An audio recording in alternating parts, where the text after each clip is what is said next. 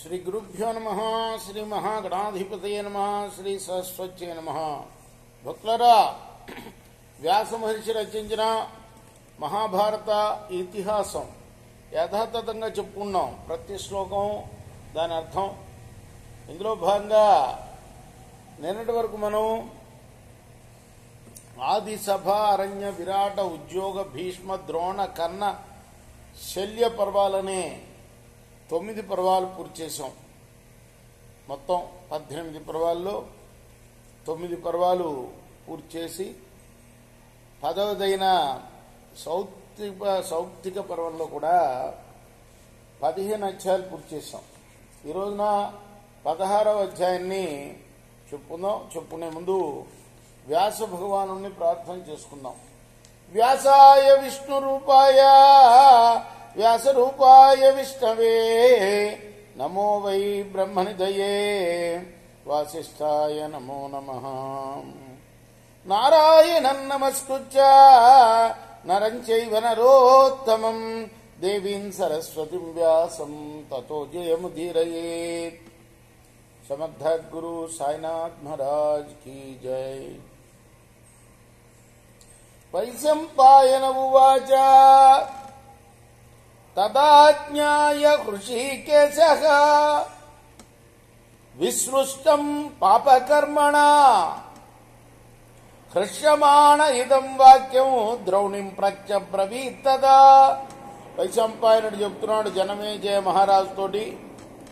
అప్పుడు పాపకర్ముడైన అశ్వత్థామ ప్రయోగించిన ఆ అస్త్రాన్ని తెలుసుకొని కృష్ణుడు ప్రసన్నుడై అశ్వత్థామతో అన్నాడు, విరాటస్య సుతాం పూర్వం స్నుషాం గాంధీవధన్వనః ఉపప్లవ్యగతాం దృష్ట్వా వ్రతవాన్ బ్రాహ్మణో బ్రవీత్. గతంలో అర్జునుడి కోడలైన ఉత్తర ఉపప్లవ్యంలో ఉండగా వ్రతశీలి అయిన ఒక బ్రాహ్మణుడు ఆమెను చూసి ఇలా అన్నాడు. కృష్ణుడు చెప్తున్నాడు అశ్వత్థామతో అన్నమాట. పరీక్షేణేషు కురుషు పుత్రస్తవ భవిష్యతి ఏతదస్య పరీక్షిత్వం గర్భస్థస్య భవిష్యతి. కురువంశ నశించిపోయేటప్పుడు నీకు ఒక కొడుకు పుడతాడు. పరీక్షీణ సమయంలో పుట్టినందువల్ల అతని పేరు పరీక్షిత్తు అవుతుంది. టైం ఉంటే 10 నిమిషాలు కూర్చో, లేకపోతే అక్కడ తీర్థం ప్రసాదం తీసుకొని వెళ్ళు. ఈరోజు అర్చకుడికి సెలవు, శుక్రవారం.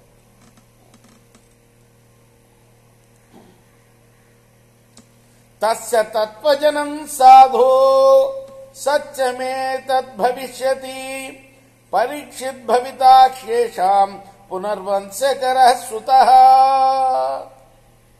ఆ మహానుభావుడి మాట సత్యం అవుతుంది.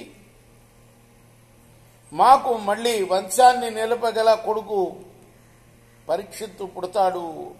ఏవం బ్రువాణం గోవిందం సాత్వతాం ప్రవరంతదా ద్రౌణి పరమ సంరబ్ధ ప్రచువాచేదముత్తరం. గోవిందుడు అలా అనగానే అశ్వత్థామ తీవ్ర కోపంతో ఇలా సమాధానం ఇచ్చాడు. నైత దేవం యథాతత్వం పక్షపాతేన కేశవ వచనం పుండరీకాక్ష నచ మద్వాక్యమన్యథా. పుండరీకాక్ష, ఓ కేశవ, నీవు పక్షపాతంతో మాట్లాడుతున్నావయ్యా.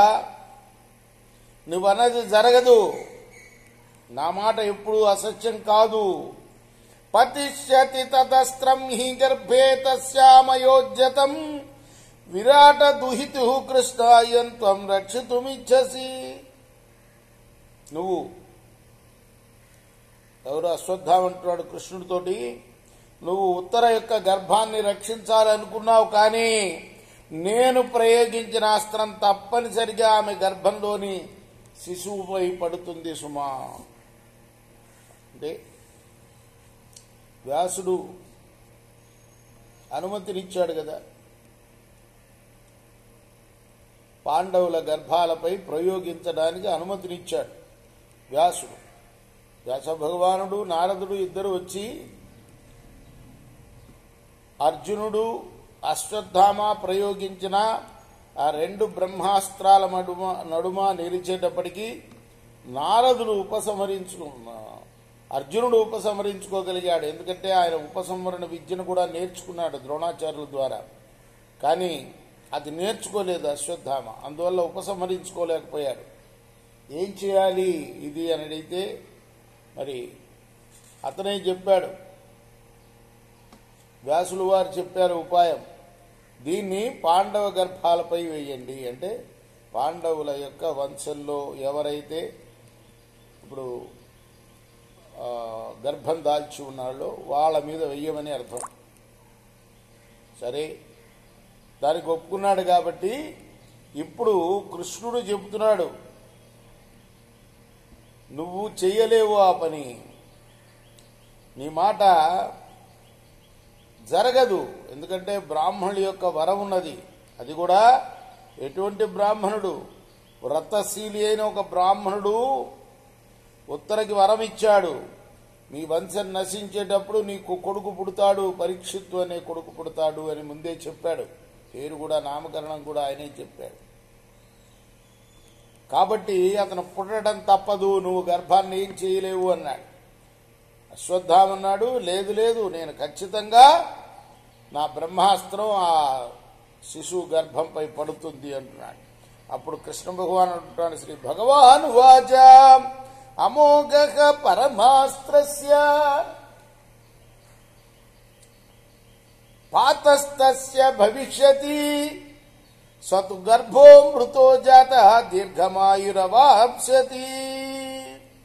నీ అస్త్రం అమోఘమైనదేనయ్యా, అది ఉత్తర గర్భం పైన పడుతుంది కూడా. అయితే ఆ శిశువు మరణించి బయటపడతాడు, కానీ దీర్ఘాయుషుడు పొందుతాడు.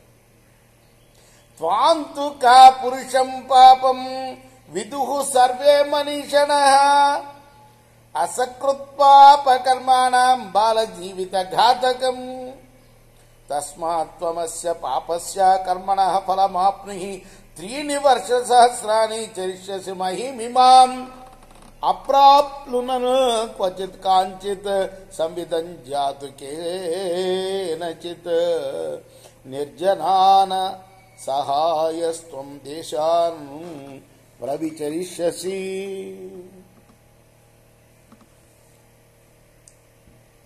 నువ్వు మహా చెడ్డవాడివని, పాపాత్ముడువని, అనేక పాపకర్మలు చేసేవాడివని, చిన్న పిల్లవాడిని చంపినవాడివని మనీషులందరికీ తెలుసయ్యా. కాబట్టి నువ్వు ఈ పాపకర్మకి ఫలితాన్ని అనుభవించు. 3000 సంవత్సరాల వరకు ఈ నేలపై తిరుగుతూనే ఉండు. నువ్వు ఎప్పుడు ఎక్కడ ఎవరితో ఏ మాట పలకలేవు. నువ్వు ఈ 3000 సంవత్సరాలు అసహాయుడవై నిర్జన ప్రదేశాల్లో తిరుగుతూ ఉంటావు. భవిత్రీ నహితే క్షుద్రః జనమధ్యేషు సంస్థితః పూయశోణిత గంధీ చ దుర్గకాంతార సంశ్రయః విచరిష్యసి పాపాత్మన్ సర్వవ్యాధి సమన్వితః. ఓరి క్షుద్రుడా, నీకు జన సముదాయంలో ఉనికి అనేదే ఉండదు, పాపాత్ముడివి. కాబట్టి నెత్తురి దుర్గంధంతో నెత్తురు కారుతూ ఉంటుంది నీ శరీరం అంతా. ఈ 3000 సంవత్సరాలు దుర్గంధం బయటపడుతూ ఉంటుంది నీ శరీరం నుండి. సర్వ వ్యాధులు వ్యాపిస్తాయి నీ శరీరానికి. కాబట్టి నువ్వు అరణ్యాల్లోనే తిరుగుతూ ఉంటావు, తప్పదు.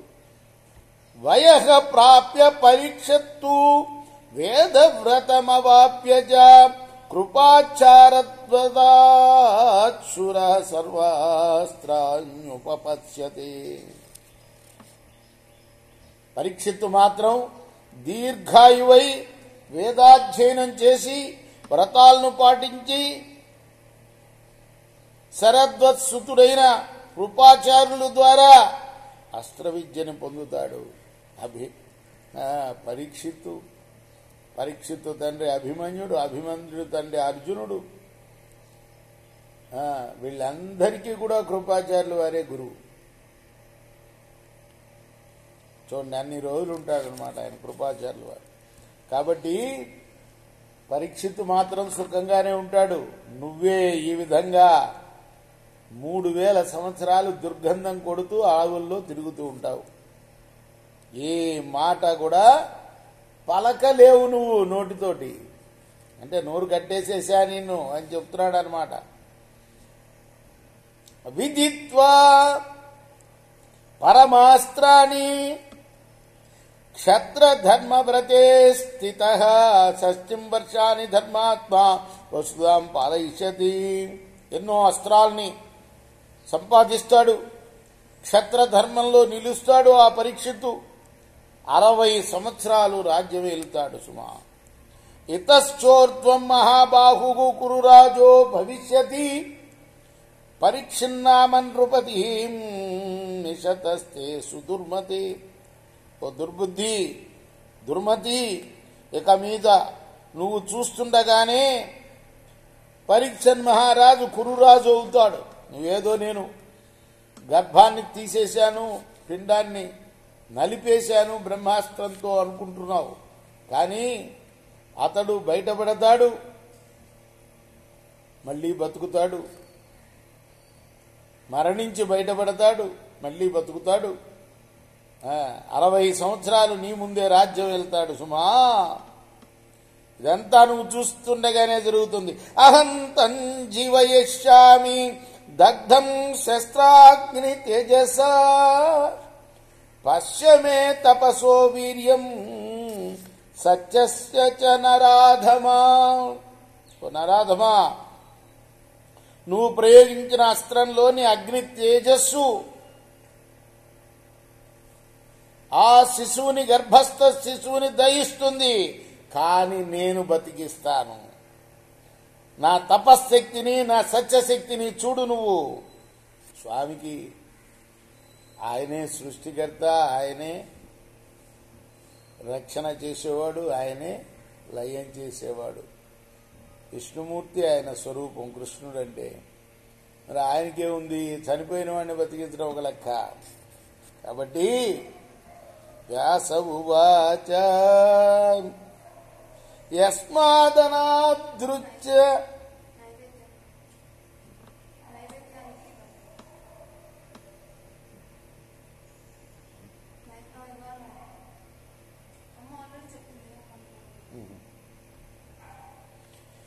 వ్యాస ఉవాచ యస్మాదనాదృచ్ఛ కృతం త్వయాస్మాన్ కర్మ దారుణం బ్రాహ్మణస్య తతశ్చైవ యస్మాత్ తే వృత్తమీదృశం తస్మాత్ యద్దేవకీ పుత్రః ఉక్తవాన్ ఉత్తమం వచః అసంశయం తే తద్భావి క్షత్రధర్మస్త్వయా స్థితః.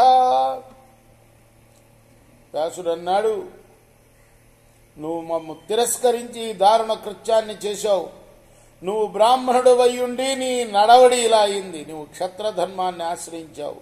అందువల్ల కృష్ణుడు మంచి మాటే చెప్పాడు. నీ విషయంలో అలాగే జరుగుతుంది. అంటే వ్యాసుల వారు, నారదుల వారు ఇంకా అక్కడే ఉన్నారన్నమాట ఇదంతా జరిగేటప్పుడు.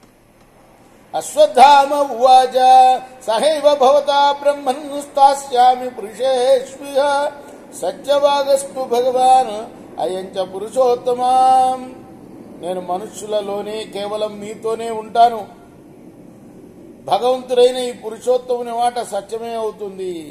వైశంపాయన ఉవాచ ప్రదాయాధమనింద్రౌణి పాండవానాం మహాత్మనాం జగామ విమనాస్తేషాం సర్వేషాం పశ్యతాం వనం. వైశంపాయనుడు చెప్తున్నాడు. ఆ తర్వాత అశ్వత్థామ మహాత్ములైన పాండవులకు మణినిచ్చి వారందరూ చూస్తుండగానే కలుషిత హృదయుడై అరణ్యానికి వెళ్లిపోయాడు. పాండవశ్చాపి గోవిందం పురస్కృత్య తద్విష కృష్ణద్వైపాయనం చైవ నారదంచ మహామునిం ద్రోణపుత్రస్య సహజం మణిమాదాయ సత్వరా ద్రౌపదీమభ్యదావంత ప్రాయోపేత మనస్విని. శత్రు సంహారం చేసిన పాండవులు కూడా వ్యాసుడికి నారదుల వారికి నమస్కరించి అశ్వత్థామ ఇచ్చిన ఆ సహజమణిని తీసుకుని కృష్ణుని ముందు నిలుపుకొని త్వరపడుతూ ప్రాయోపవేశం చేసి ఉన్న మనస్విని అయిన ద్రౌపది దగ్గరికి వచ్చారు. వైశంపాయన ఉవాచ తతశ్చే పురుష వ్యాఘ్ర సతస్వైరనిలోపమై అభ్యయు సహదాశార్క శిబిరం పునరేవై. ఆ తర్వాత పురుషోత్తములైన పాండవులు కృష్ణుడితో కలిసి వాయువేగం గల మేలుజాతి గుర్రాలతో మళ్ళా శిబిరానికి వచ్చారు. అవతీర్య రథేభ్యస్తు త్వరమాణ మహారథ దదృశుర్ ద్రౌపదీం కృష్ణ మార్తామార్తతరాశ్రయం. ఆ మహారథులు రథాల నుండి దిగి త్వరపడుతూ దీనంగా ఉన్న ద్రౌపది దగ్గరికి వెళ్లారు.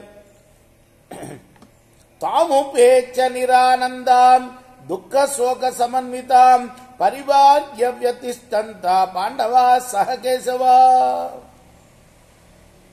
దుఃఖానికి లోనై ఆనందానికి దూరమై ఉన్న ఆ ద్రౌపది చుట్టూ కృష్ణుడితోటి సహా పాండవులందరూ కూడా నిలబడ్డారు. తతో రాజ్యాభ్యనుజ్ఞాతః భీమసేనో మహాబలః ప్రదదౌ తం మణిం దివ్యం వచనం చేదమబ్రవీత్. ఆ తర్వాత ధర్మరాజు అనుమతితో మహాబలుడైన భీమసేనుడు ఆ దివ్యమణిని ద్రౌపదికిచ్చి ఇలా అన్నాడు. అయం భద్రే తవ మణి పుత్రహంతుర్జితః సతే ఉత్తిష్ట శోకముత్సృజ్య క్షాత్ర ధర్మ మనుస్మర.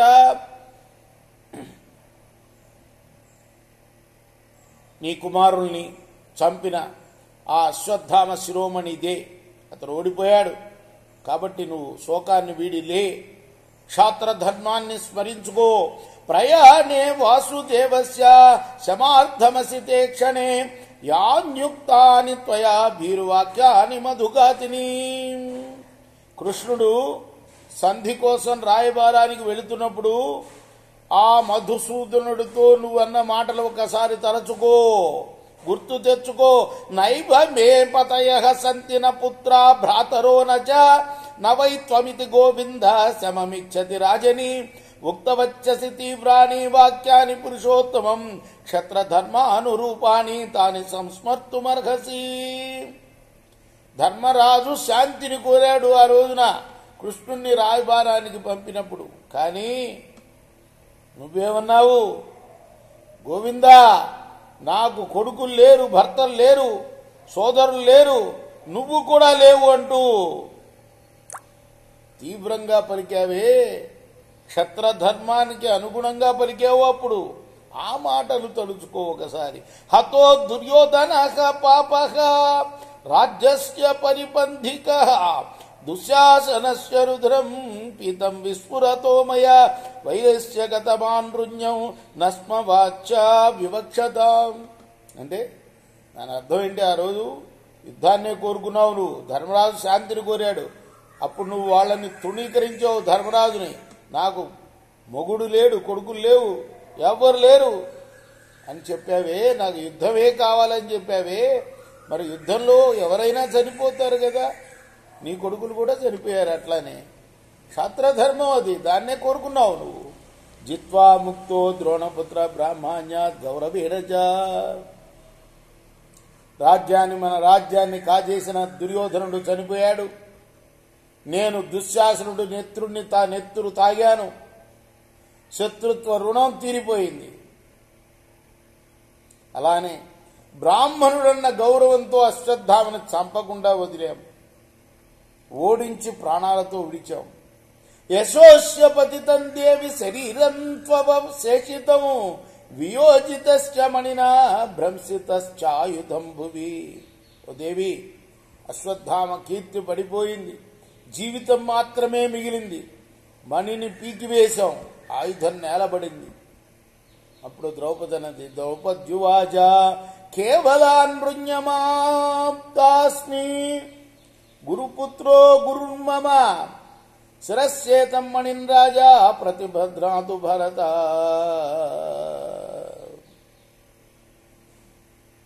అప్పుడు ఆమెన్నది, గురుపుత్రుడు కాబట్టి నాకు కూడా ఆయన గురువే అశ్వత్థామ. పుత్ర మరణానికి బదులు దాన్ని కోరాను నేను, మణిని, అతని నెత్తి మీద ఉన్న మణిని. ఆ మణిని ఇప్పుడు ధర్మరాజు ధరించుగాక అన్నదా. తంగృహీత్వా తతో రాజా శిరస్యేవా కరోత్తదా గురురుచ్చిష్టమిచ్చేవా ద్రౌపద్యావచనాదపి. ఆ తర్వాత ధర్మరాజు మణిని తీసుకున్నాడు, ఆమె మాట మేరకు తలదాల్చాడు, గురుప్రసాదమని తల మీద పెట్టుకున్నాడు దాన్ని. తతో దివ్యం మణివరం శరసాధారయన్ ప్రభు సుశుభే సతతా రాజా సచంద్ర ఇవ పర్వత. అప్పుడు సమర్థుడైన ఆ ధర్మరాజు ఆ దివ్యమణిని శిరసా ధరించి ఎలా కనపడుతున్నాడు అంటే చంద్రునితో కూడిన పర్వతంలాగా కనపడుతున్నాడు ఆ మహానుభావుడు. ఉత్తస్థౌ పుత్ర శోకార్త తతః కృష్ణ మనస్విని కృష్ణంచాపి మహాబాహు పరిపప్రచ్ఛ ధర్మరాట్. ఆ తర్వాత పుత్రశోకంతో దీనంగా ఉన్న ఆ ద్రౌపది కింద నుండి పైకి లేచింది. ఆ తర్వాత కృష్ణుడు ధర్మరాజుని ఇలా అడిగాడు. ఆ విషయాలు మనం రేపు 17వ అధ్యాయంలో చెప్పుకుందాం. కృష్ణార్పణమస్తు. సాయి కృష్ణార్పణమస్తు. సమర్థ గురు సాయినాథ్ మహారాజ్ की जय. इति श्री महाभारते सौप्तिक पर्वणि ऐशिक पर्वणि द्रौपदी स्वांतनायां षोडशोऽध्यायः. व्यास प्रोक्त महाभारत इतिहासंलोनि सौप्तिक पर्वंलोनि 16వ అధ్యాయం రేపు 17వ అధ్యాయం చెప్పుకుందాం.